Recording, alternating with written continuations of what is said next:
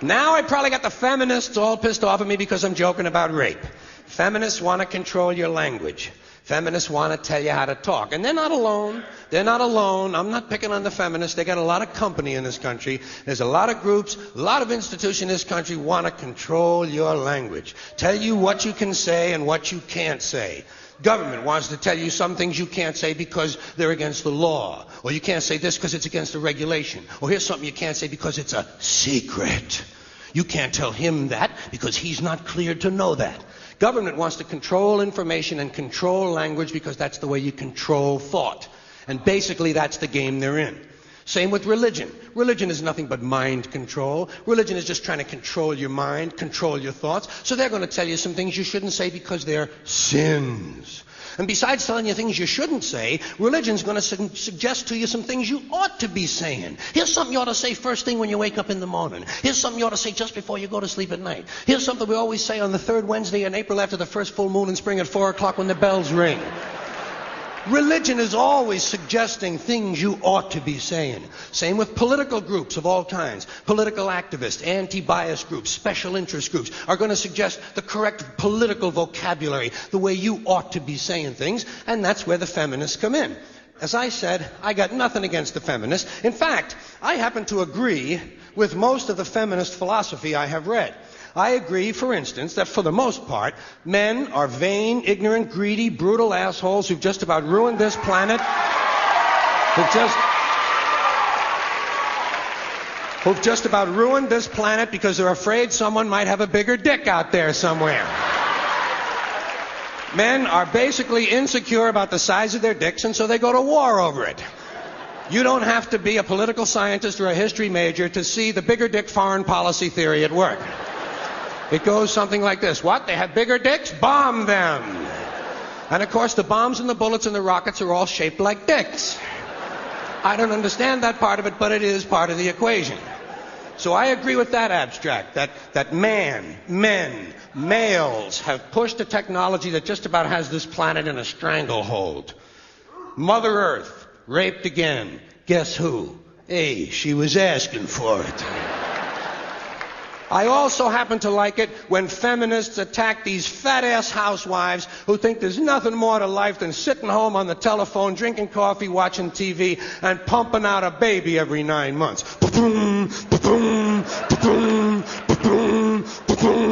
Will 7 be enough, Bob? But what's the alternative? What's the alternative to pumping out a unit every 9 months? Pointless careerism? Pointless careerism? Putting on a man-tailored suit with shoulder pads and imitating all the worst behavior of men? This is the noblest thing that women can think of? To take a job in a criminal corporation that's poisoning the environment and robbing customers out of their money? This is the worthiest thing they can think of. Isn't there something nobler they could do to be helping this planet heal? You don't hear much about that from these middle-class women. I've noticed that most of these feminists are white middle-class women. They don't give a shit about black women's problems. They don't care about Latino women. All they're interested in is their own reproductive freedom and their pocketbooks. But when it comes to changing the language, I think they make some good points. Because we do think in language. And so the quality of our thoughts and ideas can only be as good as the quality of our language. So maybe some of this patriarchal shit ought to go away. I think spokesman ought to be spokesperson. I think chairman ought to be chairperson. I think mankind ought to be humankind. But they take it too far. They take themselves too seriously. They exaggerate. They want me to call that thing in the street a person-hole cover. I think that's taking it a little bit too far.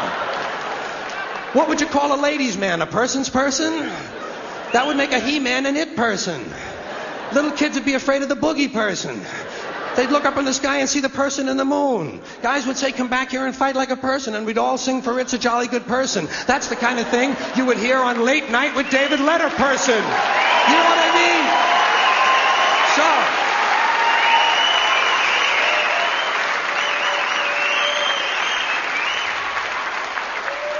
So I think it's an exaggeration, and I like to piss off any group that takes itself a little bit too seriously. And it does not take a lot of imagination to piss off a feminist.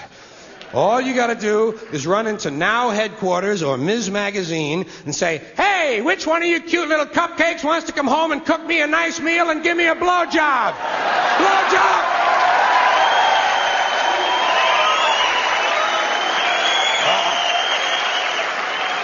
Oh, that pisses them off.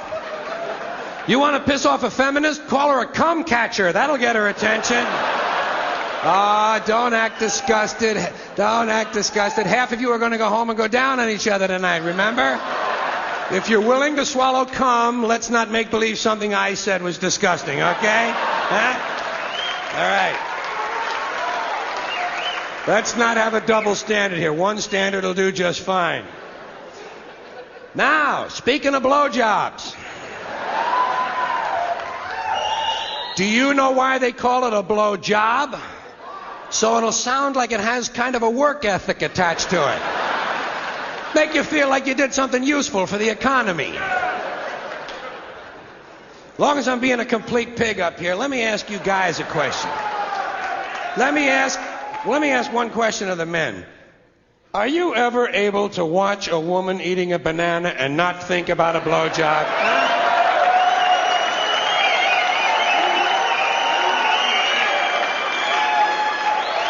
I can't do it. And I know why. I'm a sick, evil fuck. I accept that. But I can't do it. Eating a banana, eating a pickle, licking on an ice cream cone. I'm saying to myself, look at the tongue on her. Wow. So you women, be careful when you're standing out in front of that Haagen-Dazs. Because goddammit, we're watching. And goddammit, we're thinking. Another woman's issue, prostitution. I do not understand why prostitution is illegal. Why should prostitution be illegal? Selling is legal, fucking is legal. Why isn't selling fucking legal?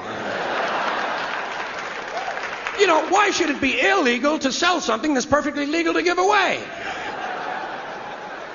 I can't follow the logic on that at all. Thank you.